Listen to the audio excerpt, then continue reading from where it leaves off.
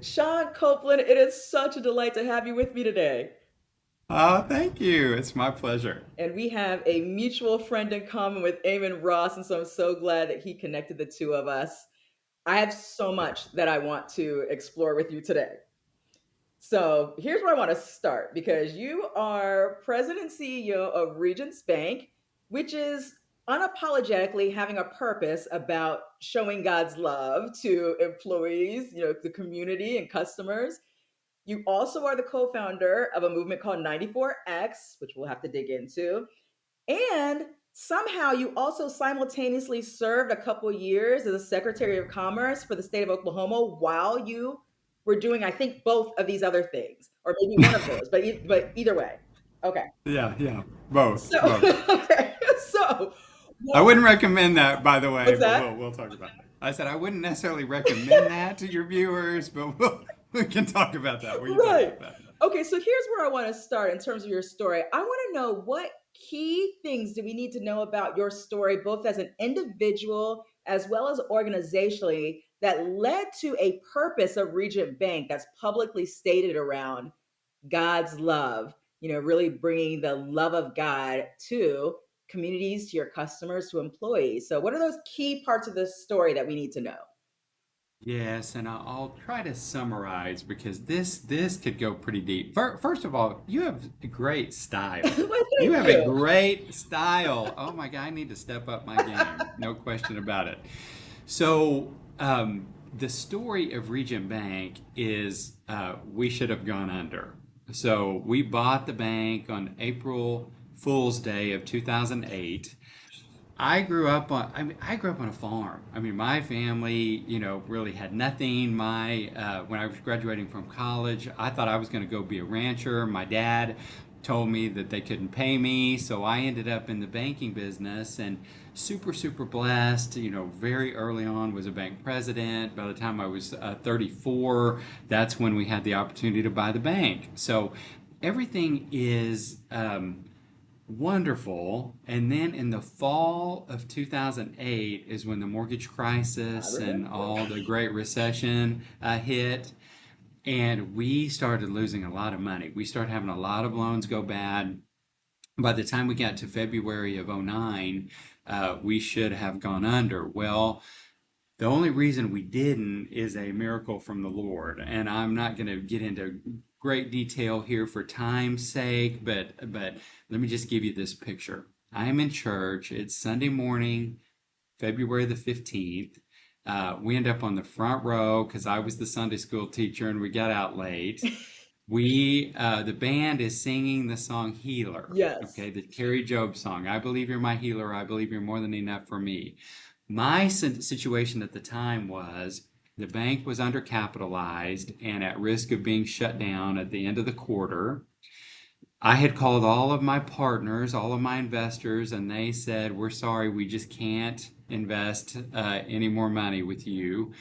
I hadn't taken a paycheck in 6 months because the bank couldn't afford to pay me. My wife's job had moved to Houston, so she was unemployed. And what she didn't know was that we had $1,200 in the bank and a $1,700 mortgage payment due on Thursday. Wow. So I was thinking, as they're singing the song, I'm thinking, this is the biggest bunch of baloney that I have ever heard in my life. There is no healing occurring. It's getting worse. Every day is worse than the day before. So here's what happens. In that moment, the Lord speaks to me. And I mean, I can't ever get through this, so I'm gonna try to get through this without crying. But he said that he would be my healer, and it was so clear that I lost it on the front row of this church. I couldn't stop crying, Hmm. and I basically said, "Okay, Lord, I give up. I don't know what else to do. I've been working 20 hours a day. It was awful. I mean, I just don't have the words." It was hopeless, and I just said, "If you're gonna save us, it's got to be you. There is no other way." Yes. So 2 days later, we needed $3 million to basically get our capital back above the minimum so we could stay in business. So 2 days later, I'm up at our bank, and one of my employees is walking out the door with this stack of letters that basically says what I've told you. Hey, I know you've all told me no on the phone, but I just want to reiterate that if we don't raised $3 million. We're done. Right. We're done. You lose all your investment. We lose the bank. I go bankrupt. I mean, all of this is about to occur. She's walking out the door. She's about halfway there, and the phone rings to my left, and Arlene answers the phone and says, "Sean, you have a phone call from the U.S. Treasury Department. Who? The people that are shutting down the banks." That doesn't sound like good news. So so I'm like, well, we're done. And I yell out to Sandy, and I'm like, hey, you don't need to take those letters. You might as well bring them back. It's too late. Treasury Department's on the phone. She starts crying.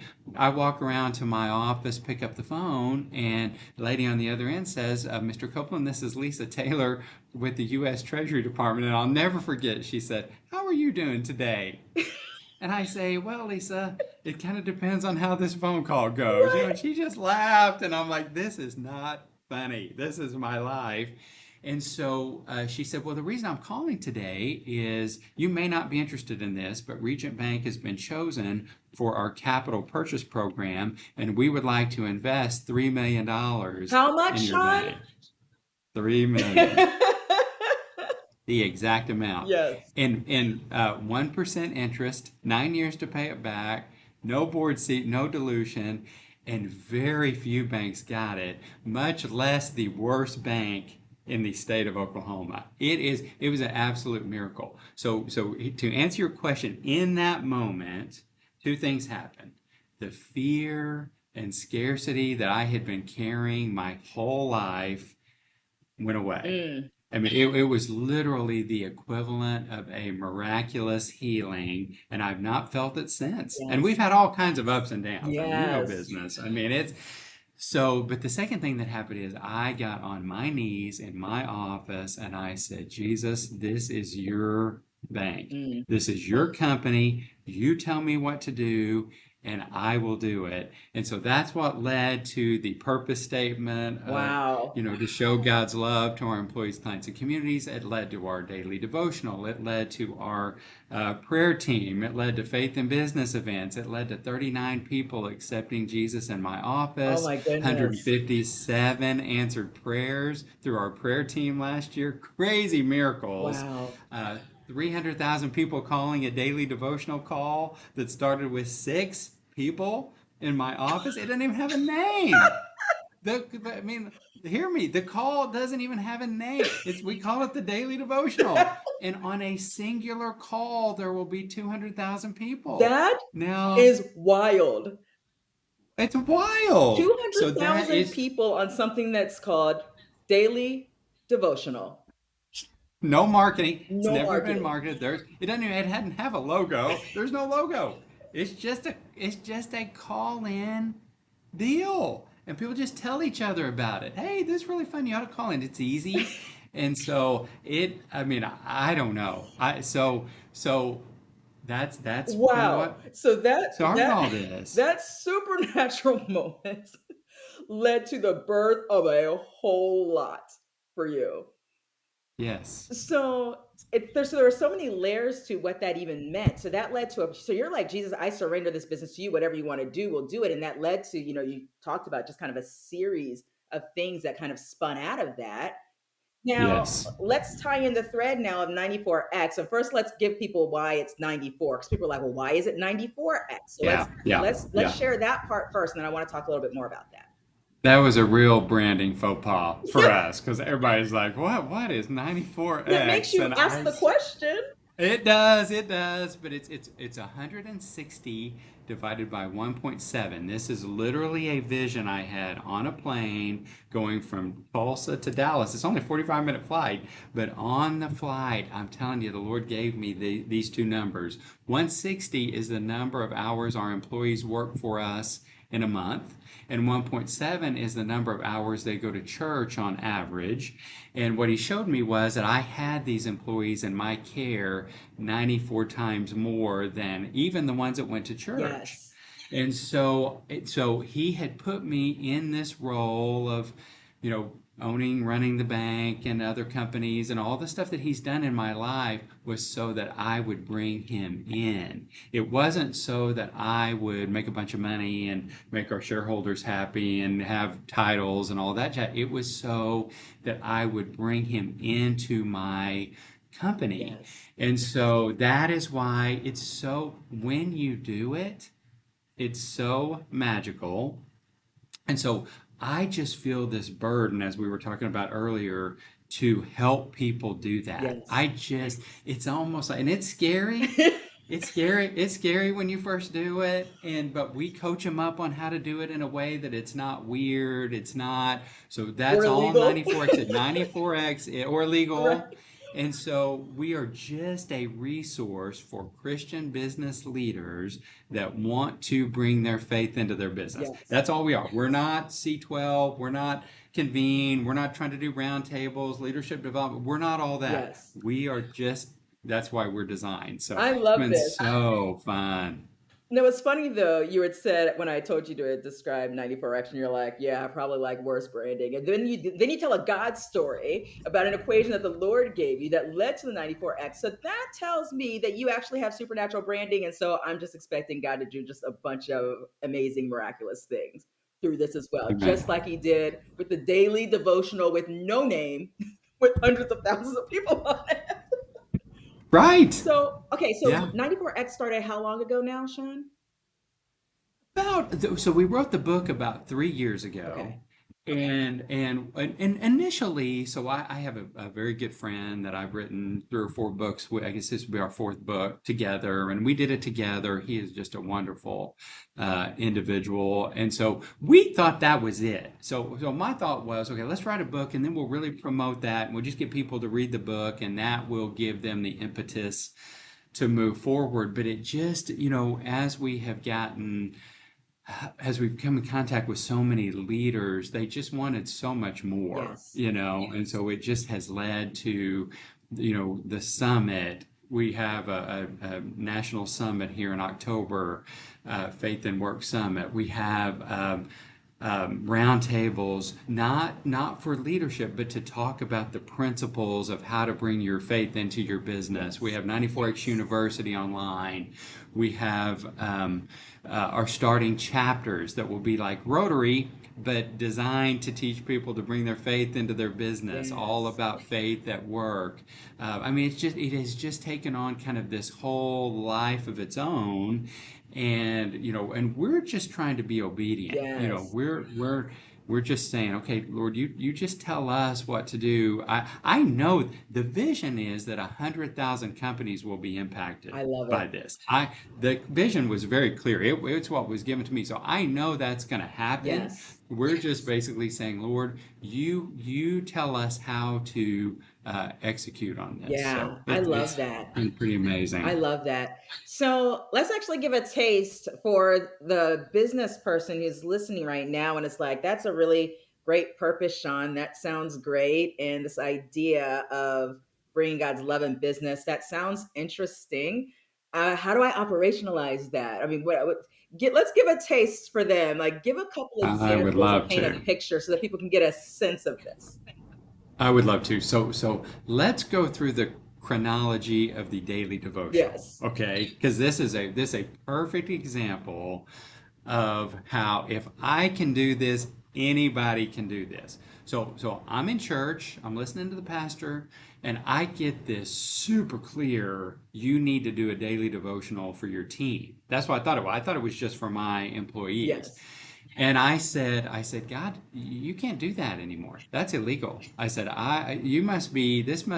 this literally what I said, this must be 1960s God, because we can't do this stuff anymore. This is the truth. I'm just being honest and vulnerable here. Okay. So I just dismissed it.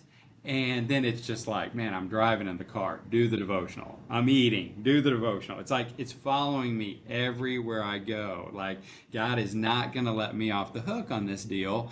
So I study around. I'm like, okay, what would that look like? And I kind of pick a time and I kind of pray over. We use Jesus Calling Yep. as kind of the basis for the devotional. And then I go into our employee meeting and I say, okay, guys, I said, um, I really feel called. I mean, I was terrified to do this, by the way, I terrified. bet. I'm like, listen, I really feel led to offer a voluntary daily devotional. If anybody wants to join me, I'm going to send out a call-in number where you guys can call in our other markets. But if you're here in Tulsa, just come to the board room. We'll start tomorrow at 8:15, and I'll see you there, and I'll email out the information if you want to call in. So I get there that morning, and I was so nervous, and there were 5 people plus me. And at this time, we probably had maybe 100 Okay. employees. Okay. So 5 people show up and me, and then I dial in. I'm like, well, that's a little underwhelming. Maybe there's a bunch of people on the dial in, on the conference call. So I dial in, nobody. There's nobody there. So I'm like, what in the world? And so I'm all bummed out, but I go through with my overly prepared devotional, and everybody really liked it. Well, I get back and I had a typo in the call in number. Oh, I had put a typo. So the next day, and I think that was because so that I could truly say it started with 6 people yes. and grew to X hundred thousands of Yes. people. Next day we had 56 join us. Next day we had 107, and then they're like, can we invite friends and stuff in? I'm like, oh yeah, man, it's a 1-800 number, and so I just kept having to buy new lines. So I would reach out to our Mm. provider and basically say, hey, we're full at 100. Can I go to 500? And they're like, well, we don't really do that. 100's our max. I'm like, please, I don't want to have to change the phone number. So now we have 250,000 lines That is wild. with this group. It's the whole thing is just completely wild. Oh But my here God. here's the learning. Yes. Okay, here's what I've learned. One, you can offer anything you want to offer. Okay, business leaders out there, or any leaders, any organizational leader, please hear me. It is not illegal to invite somebody to a Bible study or a daily devotional or a prayer meeting or to say, can I pray with you? I mean, these things are not illegal. It is illegal to put somebody in a room and require them, Right. to pray your way or worship your way. And if you do this at your business and you have a Christian uh, Bible study, then you've got to allow any faith that wants to do that to do the same thing. That's fine. Yes. I'm not trying to be exclusive, and for anybody can do it. Now, nobody has, so far, so we're the only one, but it's not as hard as you think. I have a young lady here in Tulsa Yes. who came to meet with me from a local chamber of commerce, okay? And she's selling me on chamber sponsorships and blah blah blah. But she said the real reason I wanted to come here is because I'm a huge 94X fan and I really want to bring my faith into the chamber. But our CEO, I don't know if he's a believer, or not. And I said, well, listen, just go to a visible area of your company, a conference room or something, invite in. I said, do you work with some believers? And she's like, oh yeah, several. I said, you guys either come in and listen to our devotional in the morning or do your own Bible study, whatever makes sense for you, and just see what happens. Now, this chamber has 135 employees, 107 come to her daily Bible study. Wow. The Lord will do it. He will take it. All we have to do is Be willing. be willing, Yes. crack open the door. All you gotta do is just take a little step, and then all of a sudden, it is wild what He can do. So have you now exercised this faith muscle enough that now you're not fearful when the next thing Oh, comes yeah, along, no. or are you still Um, stretched, feeling stretched in your faith on some things that God's calling you to do? okay. That's really two different Okay. questions. No, I'm not that fearful anymore. Now I'm just like, whatever he says, I will do, Yes. But yes, I am stretched. So let me give you a funny example of this real Yeah. fast. So here's my deal. My commitment to the Lord is that every morning at 5 o'clock, I grab my coffee, sit in my recliner, and ask for the orders for the Yeah. day. He's the CEO of this bank, and so I just say, you tell me what to do today. and then I just listen. And one day, the order that I got was, it is really greedy that you charge churches for banking. And I'm like, God, come on, man. I said, listen, I have 300 shareholders. I gotta make money here. I mean, I'm not a full-time pastor. I mean, I gotta get them a return, Yes. and so I can't do everything for free. And all I heard was greedy, greedy, greedy. I swear. So I come to work that day and I'm like, oh my gosh. I said, we need to go in, guys, and waive all of the service charges for every church and every nonprofit. Okay, just go in and shut them off. And my CFO does his little analysis and he says, that's going to cost us $250,000. And he said, do you know what our annual budget for this year is? $250,000. That's so all the money that we were going to make, you're giving away. And I'm like, listen, and everybody here knows the commitment I've made. They know the foundation that we are on.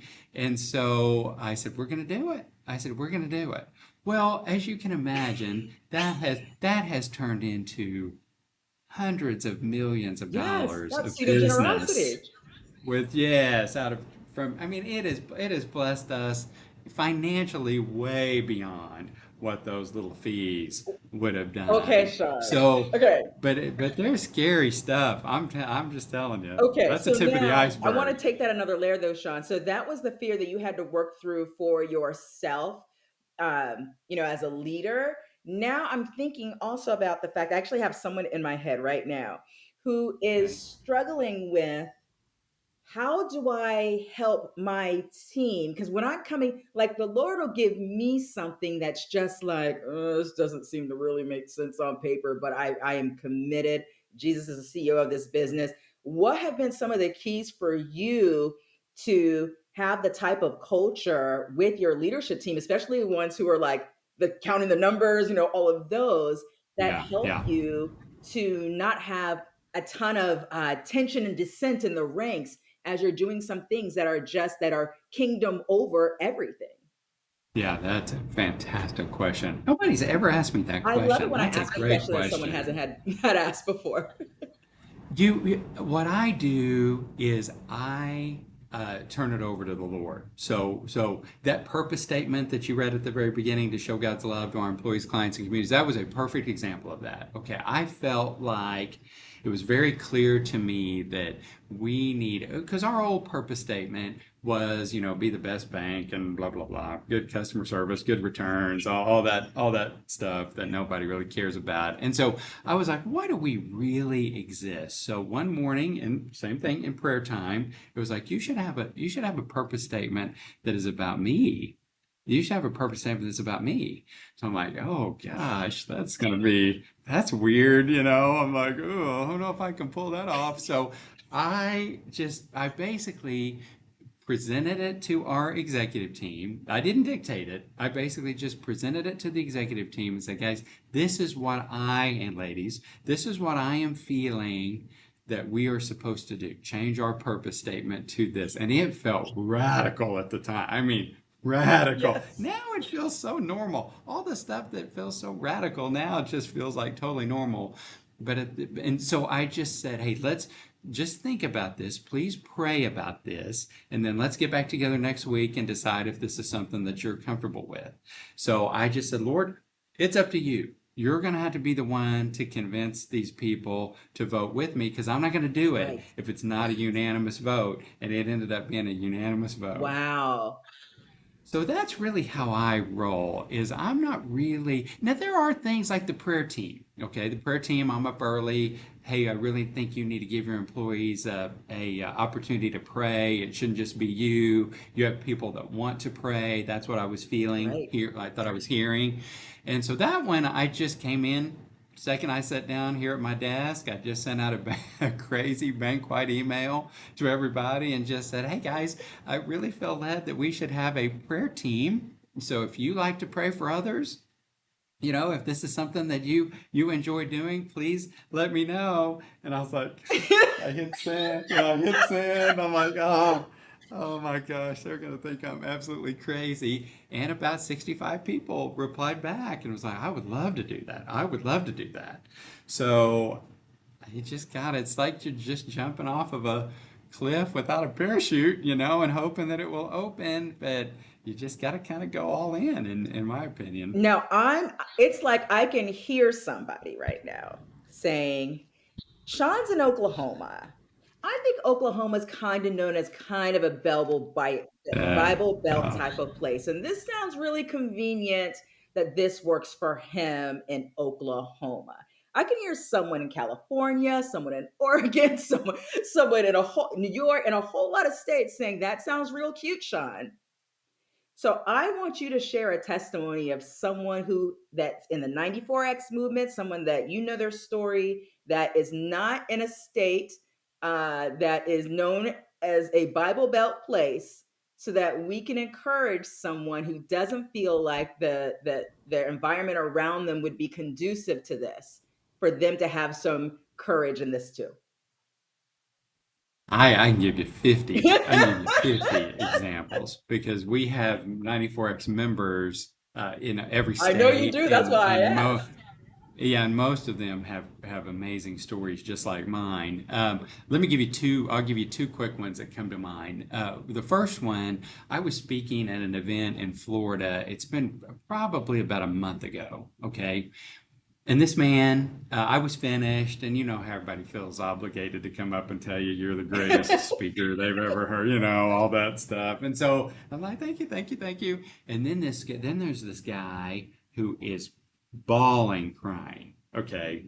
And I'm like, well, that was not that good of a speech. So there's got to be something else going on here. So he walks up and I said, can I help you? And he said, listen, you don't know me, but he said, I live in Seattle and my son was diagnosed with bone cancer Wow. and the doctor said there was no cure for him.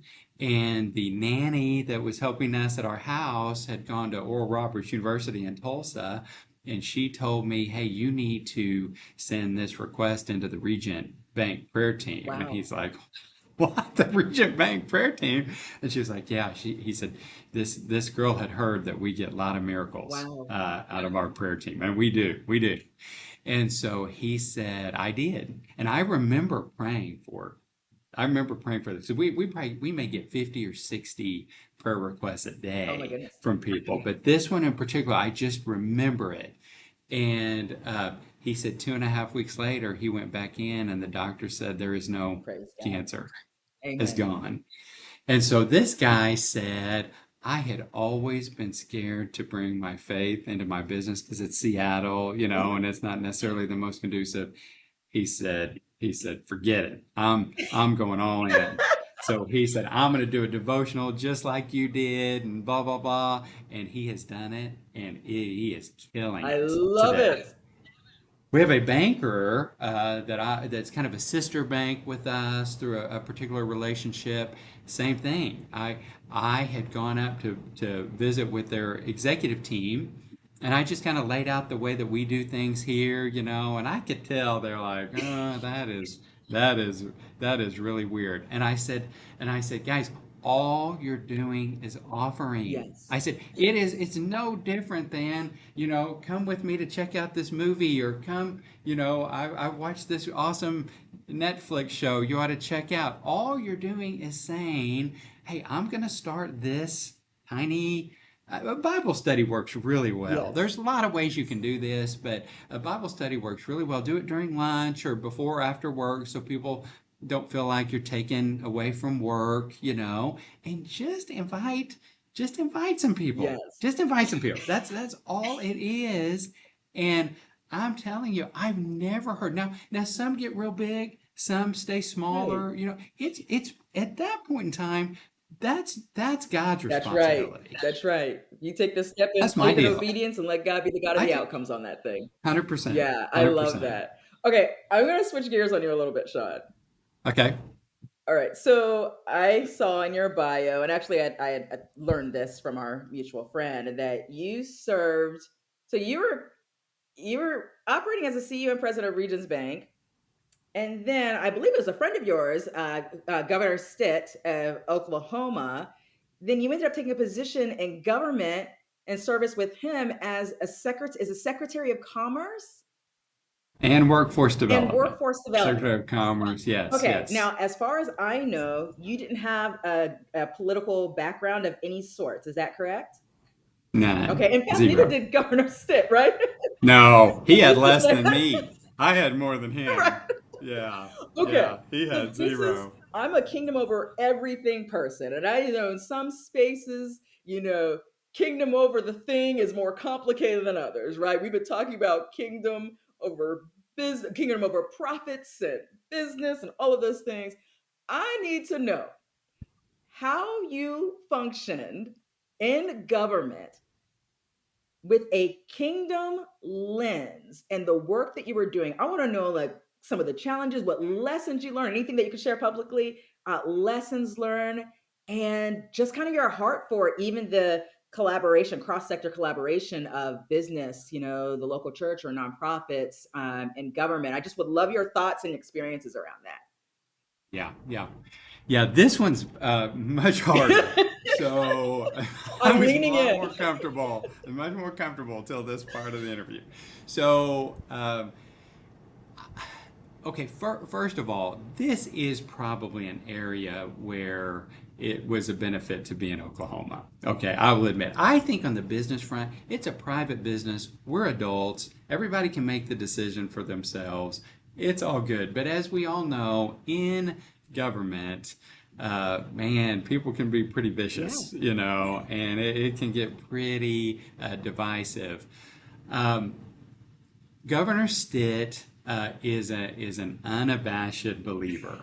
Okay, so one of the differences here that I had probably versus anyone else is he our cabinet meeting started in prayer. I mean, he did not back away one bit from his beliefs at all. I did the same stuff in government that I did in business. I really. mean, the same. There was no, but because he had my back. Right. Now again, had I gone to work with under a governor, because just he's the boss, and you don't want to do anything that's going to reflect poorly Sure. upon him. And so honestly, if he hadn't have been real comfortable, that might have been a little different story for me. Just because now if I was the governor, then I'd be happy to go all out because I'm the one that it's impacting. Right. I just didn't want to do anything to hurt Right. him. But he was, I mean, I talked to him about it and he's like, oh, yeah, that's why you're here. I mean, that's what I want you to do. So everything was just the same. So what did I that mean, look like we in the because I don't know offer, what the role is. Talk a little bit about what that role was and then how this all okay, integrated. so for me, and it's different everywhere, Okay. but for me, having commerce and workforce development meant that I had pretty much every business agency within the government. There were 36 of them reported up to me. Okay. The main one was the Department of Commerce, which is the kind of recruitment and retention arm for businesses in the state government. So we're the ones that all new businesses that are thinking about coming to Oklahoma come through there.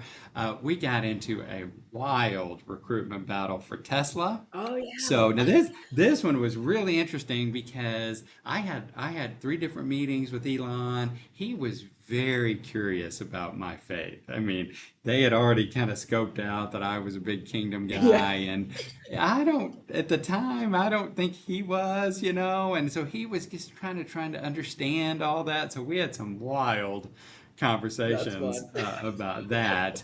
But but again, within the Department of Commerce, it was the same. Yes. We're going to offer a Bible study if anybody wants to come. Everybody, I do a daily devotional if you guys want to call in. Again, nobody's required. And I always stress here at the bank, and I did this in government as well with all my agencies. I'm not trying to force anything on Right. anybody. Okay? So never if I ever do anything to make you feel uncomfortable, please tell me, because that is not my intent. Right. I'm just offering, if you want to come in and check it out or, explore, please feel free to join us. If you don't, like I end all of our meetings, I would end in prayer, but I would always say, listen, if I'm going to end this, I would give them a heads up. I'm going to end this meeting in prayer. If you're on, the Zoom call with me and don't feel comfortable, log off. Log off. I'm not trying to indoctrinate you Right. here. I'm just offering what is an important part of my life to you. So it really was the same. And honestly, I really didn't get any blowback at Nice. all. I really didn't get any. That's I really mean, good. and even here, we would have maybe somebody would go to HR or something and say, oh, I feel like this is a little much and this and that. And I would always visit with that person and say, listen, you don't have to come. Don't, again, you're not going to get, promoted or demoted whether you're in the call or not. I Yes. don't even know who's in the call. Yes. I'm not even looking at that. And so that I think was a really, really important part of it. The way it should work is it should feel not like religion, but like love. Like I had an employee, and I will never forget this. About maybe 3 or 4 months ago, I was in a new employee orientation, and we were going around. All the new employees were kind of telling their story, and it was my chance to meet them, and this and that. And there would probably say there might have been 15 people in the room, and this lady says, I've been working for 34 years, and this is the first time I have ever felt loved at work. Mm. Okay, so I was like, man, that's what I want to hear. That's what I want to hear right Yes. there. And the lady next to her said, well, I've got you. I'll one up you. I am 57 years old, and this is the first time in my life I have felt loved. Wow. Period. Right. Anywhere. And that's when I was like, oh man, this is really important. That's the fruit. This is really important. So all we're really trying to do is really love on people, and we attribute that love to Jesus Christ. Yes. That is where we believe love comes from.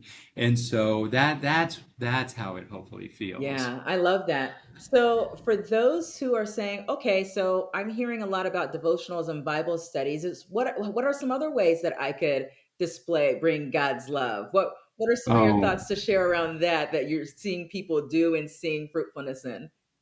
there are so many. I mean, there are having a faith-based library that people can go access. There are putting this is part of what we do, by the Yeah, way. So if somebody engages with us at 94X, we bring this whole, best I love practices that. to them. That's really a lot of what we do. Yes.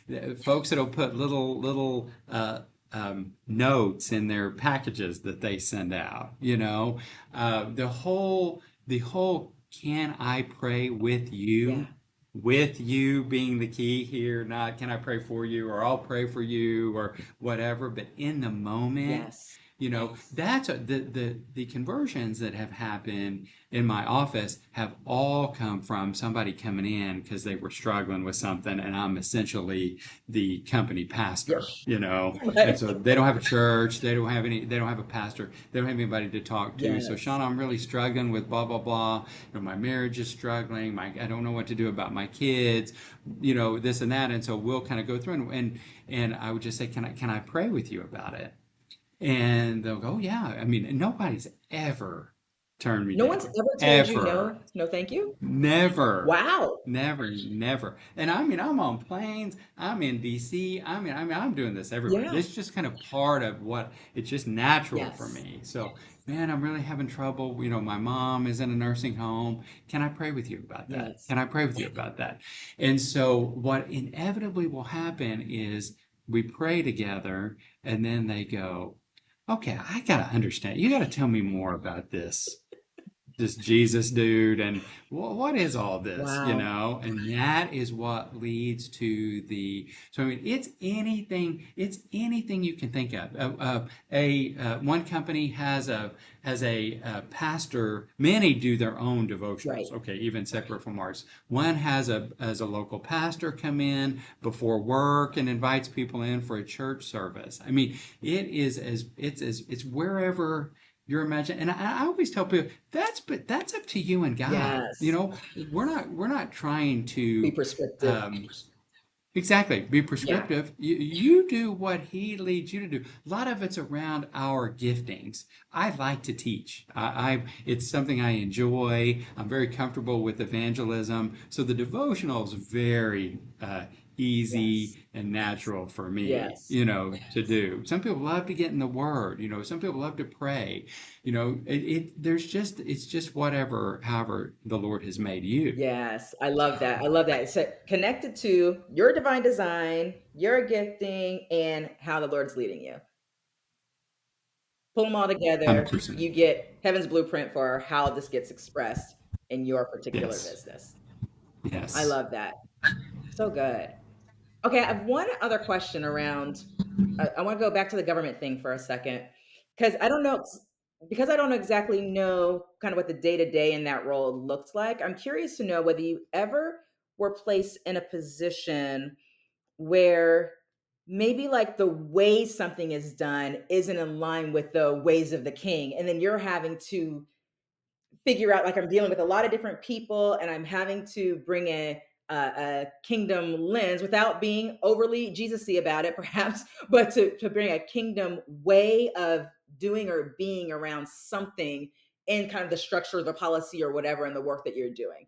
I would say that not even just for government, but maybe just in general in some of the work General, places. yeah, yeah, Yeah. yeah, yeah. Well, that is almost a daily occurrence, Mm, and that's a daily battle for me because you're sitting here going like the whole waving the fees for the churches as an example. I mean, that really went against my role as CEO to yes. maximize profitability, for our shareholders. Yeah. So that kind of stuff, there's little micro decisions all day long that are like, well, this would be the best for the company, but really this is God, Yes. this is God's best. I mean, that's every day, every day.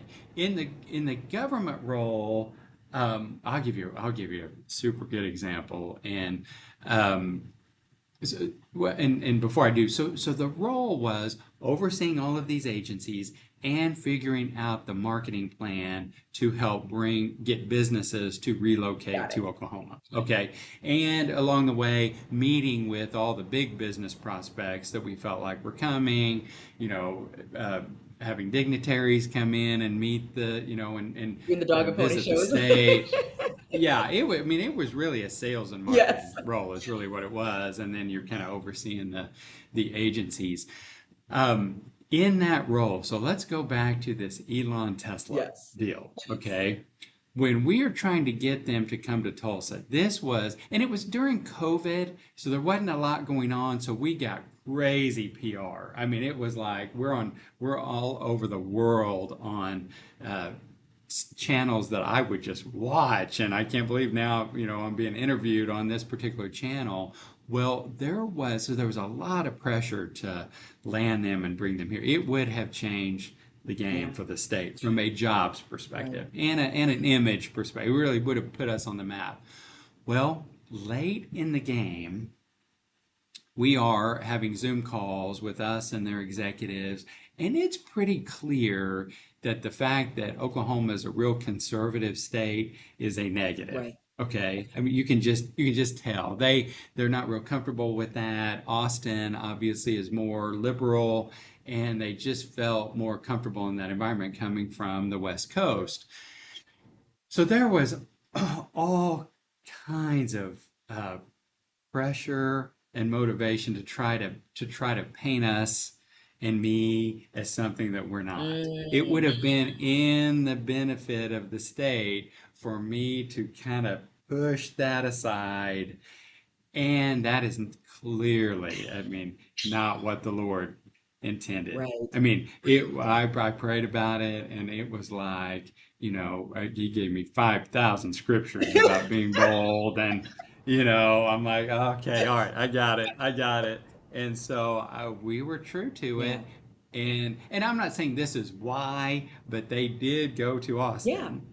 And it's just part of the deal. I Yeah. mean, you just have to, in my opinion, we just have to step back. And you said it earlier so well. It's up to God. This is up to God. God is in control here. Okay. I just don't want to do anything to block him. So I'm going to be honest. I'm going to be open, and the chips fall where they Right. may, Yes. and Governor Stitt has done that very well. Amon did that very well. We were just like, hey, this is our convictions, this is how we feel, and Jesus, take the Yeah. wheel, and you decide how, whether we're going to grow or whether we're going to run everybody out of the state. Right. I mean, that's up to you. So the state has grown well, it has been blessed, there's no question about it. I believe under, when Kevin came into the governor role, I mean, we were in massive financial Oh, problems. wow. Now we have billions of dollars in the state savings That's account, awesome. more than ever. I believe the Lord has chosen to bless us because of His leadership. Yeah, I love So, that. I've just been experiencing more and more people in my sphere that are business people with zero political ambition, zero, that God's calling into running for offices and stuff like that. And these are people who have, I mean, whether it be a small local thing or a larger state thing or whatever. And I just find it really interesting the way people that have no ambition in that direction at all. The guy's like, yeah, you, the one who hates politics, the one who, but will carry right. my heart and will carry my way authentically and be courageous and also allow the outcome to be up to me. In other words, you don't try to force it, wear a mask, do all the things because you're trying to force a win. You're going to walk Yeah, this thing out with me and let the chips fall where they may. And it's just been really interesting to kind of watch the really. paths of just kind of how God's, moving in people's hearts to engage outside of the business realm. And it doesn't take away from what they were doing in business, but it's like, now I want to take, you have been with me, partner with me in business, now I want you to express that here. And so it's been really interesting to watch that. You know, our governor hadn't even voted in the prior. I mean, this is public. This is public. In the prior three elections. Wow. I'm like, do you think that's a problem? I mean, do you think that's a problem? And he's like, oh, I'm the ultimate outsider. And I'm like, you are. That is a fact. Nobody can be more outside the political process than somebody with no political experience that hadn't I didn't even voted in vote. a decade. In a decade. So I've been busy, I've been flying around. I'm like, oh, I get that. So I agree with you. It is very Yeah. encouraging to see God at Yeah, work it right really now. is. So what's on your heart? This is my final question for you, but kind of what are you most excited about and what's on your heart as you're kind of moving forward with 94X, which seems, I mean, obviously, or it might be something even with the bank but just kind of in general, what are you most pumped up about right now in terms of where God's moving for you? You know, everything in my life is having a resurgence right now. Okay, so I don't know if anyone out there has ever launched a nonprofit organization, but it is brutal. I mean, it is so hard. I bought a lot of companies, led a lot of stuff, and I am telling you, one of the hardest things I've ever done is the building of 94X. So we hit it real, real hard, and then man, we were just so tired, and it was like I felt like we kind of went through a bit of foundational building. Eamon was helping us with a lot of this, building out our website, building out our platform, building out the technology to do what we needed to do, and now it's so exciting. I mean, we have a team that is focused on this every day. Yes. He is bringing people into I mean, in the last week, we've had three three different states and cities reach out and say, hey, we want to start a summit. We want to launch Nice. 94X big time here in our state. It is so exciting. So, on that front, I would say it's wherever the Lord wants to lead, but we feel like the next place He is leading us is in the development of 94X Okay. chapters. And so it will literally be like if you think about Rotary focused completely on Jesus. Yes. That is what it's going to kind of be like. We're Yes. going to get together and have a specific focus. We'll train on a 94X principle. We'll let businesses share the stories of how they've brought the Lord into their business. I'm super I excited about love this. that. What we have found is people want to get back together. This is You know, true. I think COVID, Yes. you know, we just want to have relationship. So Yes. we got that. We got our big summit coming up on October 28th. We Nice. got crazy speakers coming and breakout sessions and learning. It'll be at ORU. You can just go to 94xmovement.com to sign up or join us if you would like. It's going to be great. I think Nice. we'll have 600 or 700 CEOs from kingdom businesses come to Tulsa for that day. Nice. So that is 94X is super exciting. Uh, the bank is equally exciting. So what the Lord does in my life is it is wild. I felt led to build a faith based banking division, okay, Okay. that would do nothing but go out and serve churches, charities, Christian schools. And so I hired in a director who is amazing. His name is Alec, and we've built out a whole platform and products unique to just those entities.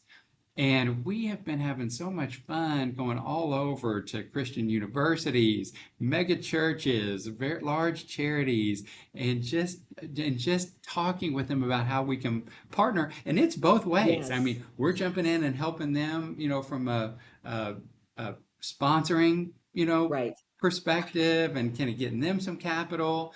And they work with us, and we save them a bunch of money or make them a bunch of money. I mean, it's very, very I fun. So love I'm in a that. pretty cool spot right I have now. a follow-up question about that real quick. So you said All right. something that piqued my interest. You were talking about the division is centered around some of the unique needs of this particular group. Can you share a little bit about the unique needs of this group versus, them working with, your standard bank? Absolutely. So on the credit side, okay. So let's say I'm a church out here that needs financing. A lot of banks won't do church Gotcha. loans. They're just they're a little riskier. You got to understand it. Um, I'm trying to do a capital campaign, okay, and I've got 3 years or 5 years of pledges, but I really need the money Right. now to be able to move forward. A lot of banks aren't comfortable with that. We're super comfortable with that. We are doing quite a few kind of naming rights deals, okay, and this is a way for us to give more money up front to a ministry. Yes. So it might be we've done camps, we've done of course, for the schools, we've done football fields, we've done, oh my gosh, all kinds of programs, leadership programs, and that'll allow us to, couple hundred Yeah. thousand, $250,000 that we can invest into a ministry right now. But from an accounting perspective, if they'll give me a 10-year naming right, I Yes. can amortize that out over 10 years so Yes. it's more affordable for me. Nice. So they're just all kinds. Of course, no fees on anything. That's been awesome. Saves them an average of about $400 a month, Yeah. we have found. Um, we have a foundation that we're real involved in that we like to donate into the least of these. So we have been able to make some nice donations to them that way. I love It's a that. whole partnership. Putting many branches on campuses where we go in and help the students learn how to do financial Yeah. management, budgeting, build for their financial future. It's a whole I partnership love that. deal that we are focused on when So we go meet so with if someone's this. listening and they're interested in that part, what's the best Like, who should they contact? Where do they go? Yeah, their best is to reach out to Alec Lewis at Regent Bank, and it's just Regent, Regent dot bank.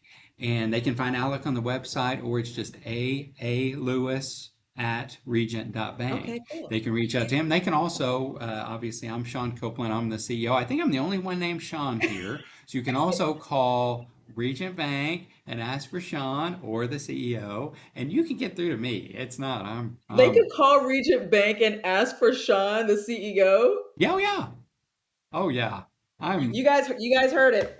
no, I'm serious as a heart attack. Call Regent Bank. I believe Yeah, you. You yeah. wouldn't have said it if you didn't mean No, it. no, they can get through to me and I'll talk with them directly, and then somebody else will do all the work to help them. Absolutely. But you're But but you're I happy to have the but I conversation. can That's the definitely evangelist have in the you, Sean. conversation and get them going. Yes, I do that all That's day. listen, that's the pastor and evangelist in you. Every Yeah. every business coach I have ever had has told me I'm doing this totally wrong. All You wrong. know, I need to be less accessible, blah blah blah. I can't do it. I can't do You it. are operating out of your design, and I love it. It's been such a delight to talk to You you, Sean. too. Thank you Thank so you. much Yeah, for you're joining. amazing. You're amazing. Thank you for the opportunity. Absolutely. So you guys check out 94xmovement.com, Dot right? Or com. .org. Dot com. All right, 94xmovement.com. You can check out Regent's Bank. We'll have all the links in the show notes for you. Sean, thank you for your Thank time you. today. Thank you. My pleasure.